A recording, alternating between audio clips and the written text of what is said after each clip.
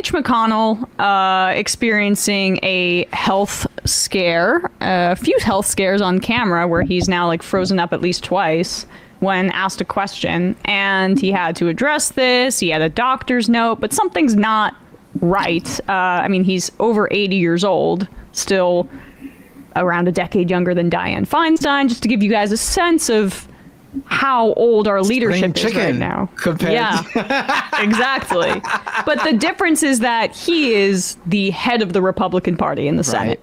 And the difference, too, is that Trump, who's the real head of the Republican Party in the hearts of voters, hates Mitch McConnell for not supporting him in his coup attempt.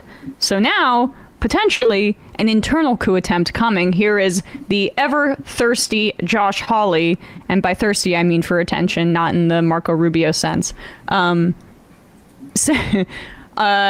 Basically saying, you know, knives are out for Mitch McConnell. In my home state of Missouri, I was asked everywhere I went about Senator McConnell before the most recent incident, and then absolutely afterwards. And I mean everywhere I went. The Missouri State Fair, farmers meetings, business meetings. So my view is that 2024 is an awfully important election for Republicans. We should have taken back the Senate last year. We didn't. This is our shot to take it back, and I just hope we're going to be focused on that. Do you worry that he's not the right person to bring you guys back to the majority? Oh, absolutely. The right person's me, says Josh Hawley. Although I'm not exactly sure, because there is an anti-McConnell kind of wing. If you guys recall, Rick Scott clumsily attempted to put forward his Republican plan for, what was it, like fiscal responsibility or something, Bradley? And it was a little bit too obvious that it was cutting taxes for the wealthy and raising taxes on everybody else. And Mitch McConnell was pissed because that's supposed to be the subtext, not the text, Ricky. Yeah, it was called Rescue America. Oh, yeah. Yeah. He got in trouble for that. And then he tried to challenge McConnell. It failed miserably. He did not get, like, I mean, I think he got like 8 or 9 or 10 votes or something like that. But they smell blood in the water. And it's just another fascinating wrinkle to, like, the kind of chaos that the Republican Party is in right now. Right. But the thing they always underestimate McConnell and really the people around him, the people who are on, I guess, Team McConnell, his staffers, his allies in the Republican Party. They are so dangerous because they are able to get things done. They know how to play the game. Mm-hmm. They're operators. Whereas, you know, the Trump guys, they run purely on emotion, go full, run like Leroy Jenkins themselves into things. And that's how they end up underperforming and losing all the time. Yeah. I mean, the monster's off the leash. The Republican Party is like, slowly, and they have been, I mean, really since the Tea Party insurrection in 2010, they're just slowly developing a bigger and bigger faction of their elected officials that are just like rabid, online, not very subtle racists. And they've been relying so much on plausible deniability that, it's causing a real schism in the party. And I think ultimately it's going to lead to a lot of losses in contentious races for them before they are able to sort of recalibrate the kind of messaging they want to use going forward, and maybe a few convictions. Yeah, I mean, they have bumped up against the the bottom of wherever they were digging, right? Like they've hit rock. It's they can't dig any further. They were digging, they were finding a lot of gold on the way down there, but now they're at the bottom of the hole and they've got to climb their way back up. And they've just done this for a long time, appealing to their base, never question the base.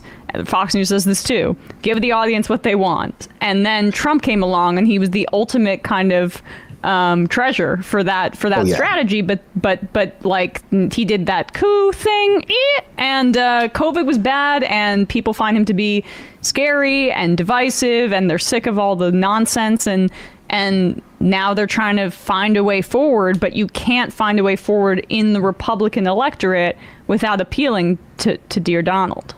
Well, yeah, I mean, Donald Trump is everything the Republican Party has been working towards since Nixon and Reagan. You know, openly criminal, openly tax dodging, celebrity president. And unfortunately, that messaging has largely just been a grift to empower like billionaires. But, you know, and they would have been very happy if those people who wanted Trump just kept coming to the polls, coming to the elections and voting for like, you know, Republican empty suit du jour. But what they have now is Trump. And what they're going to do with him is, you know, who knows? He can't be controlled. I think polls at this stage are difficult to gauge because, again, you know, oftentimes these presidential hypotheticals have head-to-head dead heats before the race actually begins. But CNN poll, 46% of Americans say any Republican would be better than Trump. Again, that doesn't necessarily translate like to the polling booth, and incumbency advantage is a real thing, but it's scary. Like as much as I think Trump is the most beautiful Republican nominee, these people are fascists, and if Trump gets into power, he's not leaving again. Yeah, I mean, I think really every Republican presidential nominee running is now like a wild card of what they're going to do, because they've been so, at least in the primary, so geared towards catering to the most extreme elements of the online right now. The whole town halls about transgender athletes. And, you know, it's easy to put it on a spectrum of like, well, like, is Trump going to not allow another election or not, or what's just going to happen? But, you know, basically, if any Republican gets into office, it's going to be the apocalypse for some subgroup of American society. Most likely trans people, probably the incarcerated, definitely people trying to cross into America, across the border. They have a very nightmarish future in mind for America. And Trump might just be, at this point, divisive enough to keep the party from getting into the highest levels of power.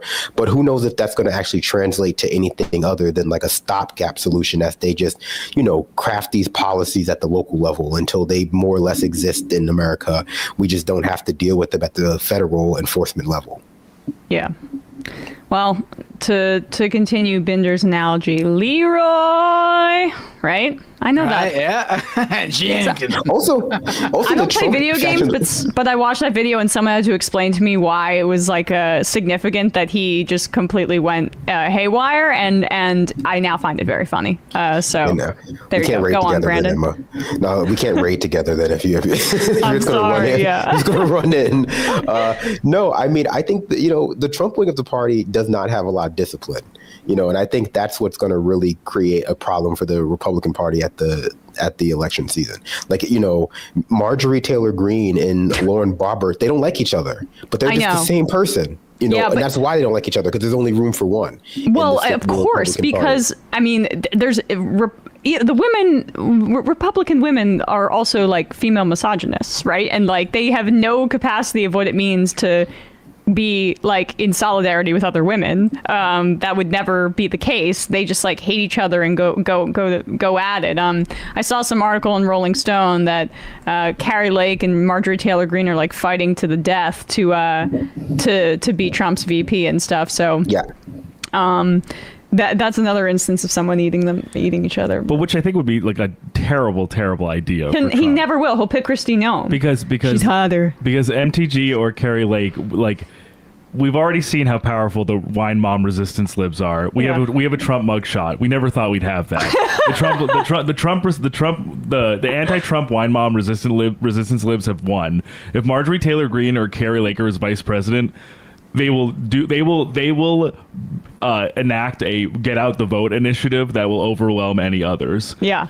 Just by virtue of their anger watching MSNBC for like 12 hours, that'll get them off the couch immediately, being like, all right, we're mobilizing. Oh my gosh, totally. You know, countrywide. That and abortion, which hopefully they run on. But I think maybe Noem or Elise Stefanik is my other pick. Because Stefanik is like a New York State Republican and pretty inoffensive to like people who don't pay close attention to politics. But like, I find her unbearable. But I don't know if a lot of people know who she is. And Noem's doing the same thing, just like very calmly being like, Hillary Clinton laughing makes me sick. Yeah, right. Yeah, I mean, none of the people who suck up to Trump have even an ounce of his charisma. I'm not concerned about another candidate taking over like Trump's place in the Republican Party. That's like the closest to having charisma any of them have is like Vivek Ramaswamy. I just typed to Bradley. Speaking of that, we got to get to this next clip, but keep going. Speaking of, but he literally talks like a used car salesman. Like he talks like he's trying to sell you a monorail. Like it's so like, and it just comes across like obviously disingenuous. None of them have like what Trump has managed to capture in the minds of the people who like him, which is just like a clear, decisive tone of indifference towards the haters.